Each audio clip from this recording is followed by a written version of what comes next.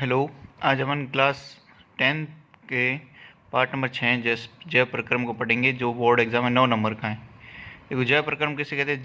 जीव कैसे क्रिया करता है, शरीर के चलने वाली गतिविधियाँ, शरीर में कैसे श्वसन होता है, पोषण होता है, भोजन कैसे बनता है, वो सब हमें पढ़ेंगे।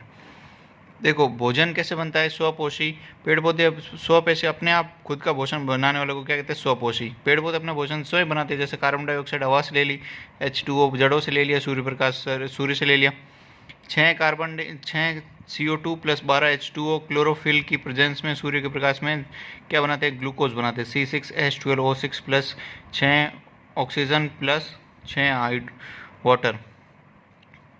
तो ये क्या करते हैं? कार्बन डाइऑक्साइड क्या कर देता है? ये कार्बोहाइड्रेट्स में परिवर्तन कर देते हैं, और जो कार्बोहाइड्रेट्स तुरंत प्रयुक्त नहीं होते उन्हें मंड के रूप में संचित कर लिया जाता है, रक्षित ऊर्जा के रूप में संचित, जो बाद में प्रयुक्त होती है। ठीक है। हमारे अंदर भी भोजन से व्युत्पन्न ऊर्जा का कुछ भाग ग्लाइकोजन के रूप में संचित है। हमारे अंदर कौन सा रहता है? ग्लाइकोजन के रूप में। प्रकाश ऊर्जा को रासायनिक ऊर्जा में रूपांतरित कर देता है। ऊर्जा को रासायनिक ऊर्जा में रूपांतरित कर देता है। जल अणुओं का हाइड्रोजन और ऑक्सीजन में अपघटन कर दिया जाता है। H2O H अलग हो जाता है और ऑक्सीजन अलग हो जाता है। मरुस्थलीय पौधे रात्रि में कार्बन डाइऑक्साइड लेते हैं और एक मध्यस्थ उत्पाद बनाते हैं, फिर दिन में क्लोरोफिल ऊर्जा अवशोषित करके अंतिम उत्पाद बनाया जाता है, क्लोरोप्लास्ट। क्लोरोप्लास्ट क्या होता है? पत्ती को काटकर सूक्ष्मदर्शी से देखने पर हरे रंग के बिंदु दिखाई देते हैं। इन कोशिकाओं को क्लोरोप्लास्ट कहते हैं। इसमें क्लोरोफिल होता है। ठीक है। क्यों? उनको माइक्रोस्कोप से देखेंगे तो उसमें हरे बिंदु दिखाई देंगे, तो इन कोशिकाओं क्या कहते हैं? क्लोरोप्लास्ट कहा जाता है। मिट्टी से क्या मिलता है? नाइट्रोजन मिलता है, जिसका उपयोग क्या था? प्रोटीन तथा अन्य यौगिकों के संश्लेषण में किया जाता है। इसे अकार्बनिक नाइट्रेट के रूप में लिया जाता है। फिर अगला देखो, ये है कि पाचन तंत्र में सबसे इम्पोर्टेंट है खाना। अपन खाते हैं, खाना को कैसे यूज़ किया जाता है। ये मुंह है, मुंह से ये पाइप निकलता है, तो यहाँ से ये किसमें? आमाशय में जुड़ा था, स्टोमक जिसको कहते हैं। फिर अग्नाशय होता है, फिर ये वृहद आंत, बड़ी आंत, अंदर ये छोटी आंत है, और ये क्या? लीवर। ये अपेंडिक्स है, जो बाहर निकली हुई छोटी होती है। तो सबसे पहले मुंह में खाना लिया, तो क्या लार में क्या होता है? एक एंजाइम पाया जाता है जिसे लार एमीलेज कहते हैं, जो मंड जटिल अणु को सरल शर्करा में खंडित कर देता है। जटिल मंड होता है, उसको क्या है? सरल शर्करा में कन्वर्ट कर देता है। आमाशय में जठर ग्रंथियाँ होती है, जो हाइड्रोक्लोरिक एसिड एक प्रोटीन पाचन एंजाइम पेप्सिन श्लेष्मा का स्रावण करते हैं। ठीक है। आमाशय में क्या होता है? HCl होता है, जो प्रोटीन पाचक एंजाइम पेप्सिन को श्लेष्मा में स्रावण करते हैं। शुद्रांत कौन सी? आंत हो गई। अब शुद्रांत में क्या करेंगे? आमाशय में देखो क्या HCl होता है, हाइड्रोक्लोरिक एसिड, जो क्या करता है? एक प्रोटीन पाचन एंजाइम पेप्सिन श्लेष्मा का श्रावण करते हैं। शुद्रांत। अब ये आंतों के बारे में पूछेंगे।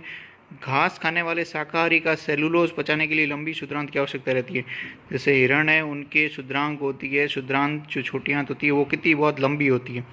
और मांस का पाचन सरल होता है, अतः शुद्रांत छोटी। जैसे शेर में, चीते में, इसमें शुद्रांत कितनी होगी? छोटी होगी, क्योंकि मांस का पाचन सरल होता है। शुद्रांत कार्बोहाइड्रेट्स, प्रोटीन, वसा के पूर्ण पाचन का स्थल है। शुद्रांत क्या है? सब चीज़ें यहाँ पचती है। अब इसने बोला कि शुद्रांत के कार्य क्या? कार्बोहाइड्रेट्स, प्रोटीन, वसा के पूर्ण पाचन का स्थल है। आमाशय से भोजन अम्लीय निकलता है, जिससे अग्नाशय एंजाइम द्वारा क्षारीय बनाया जाता है। आमाशय से भोजन कैसे निकलता है? क्षारीय निकलता, एसिड वाला निकलता है, HCl होता है, तो अग्नाशय से वहाँ से कौन सा? इसको क्षारीय बना दिया जाता है।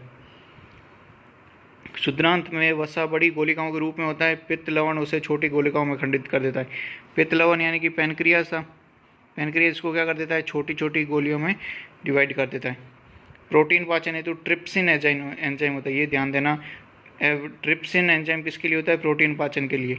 इमल्सीकृत वसा के पाचन हेतु लाइपेज एंजाइम होता है। हृदय चित्र, हृदय का चित्र बनाया, तो उसमें बायां देखो, ये कौन सा होगा? दायां आलय हो गया, दायां निलय हो गया, दाईं तरफ हो गया।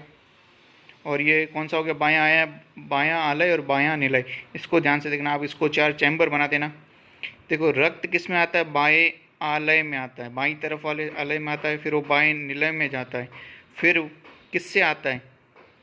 फुफ्फुस सिराओं से। ये ध्यान देना, फुफ्फुस सिराओं से शुद्ध रक्त यानी कि ऑक्सीजन युक्त रक्त हमारे बाएं निलय आलय में आता है, फिर वहाँ से बाएं आलय में जाता है, बाएं आले में आता है, फिर बाएं निलय में जाता है, फिर वहाँ से महाधमनी, जोर से देख, महाधमनी के माध्यम से पूरे शरीर में ऑक्सीजन युक्त रक्त बहता है। ठीक है, फिर क्या हो जाए, अशुद्ध रक्त, जिसमें अब कार्बन डाई इकट्ठी हो गई, कार्बन डाइऑक्साइड रक्त के अंतर्गत, वो महाशिरा, अब यहाँ देखो, यहाँ फुफ्फुस शिरा ही थी, यहाँ कौन सी, महाशिरा, बड़ी शिरा, बड़ी शिरा से कौन सा अशुद्ध रक्त आता है, दाएं आलय में, फिर वहाँ से वो किस में, दाएं निलय में जाता है, फिर वहाँ से वो किस में जाता है, फुफ्फुस में चला जाता है, किसके माध्यम से, फुफ्फुस धमनी, फुफ्फुस किसको कहते हैं, फेफड़ों में, धमनी के माध्यम से। ध्यान देखना, देखो धमनी नीचे है, महाधमनी नीचे, सिरा ऊपर है, महाशिरा ऊपर है, महाशिरा ऊपर है। तो याद रखना, वापस एक बार समझा देता हूँ।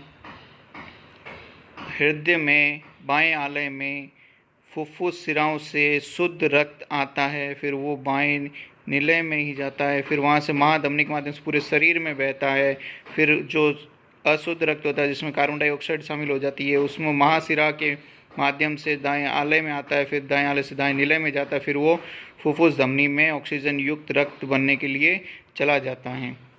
Thank you.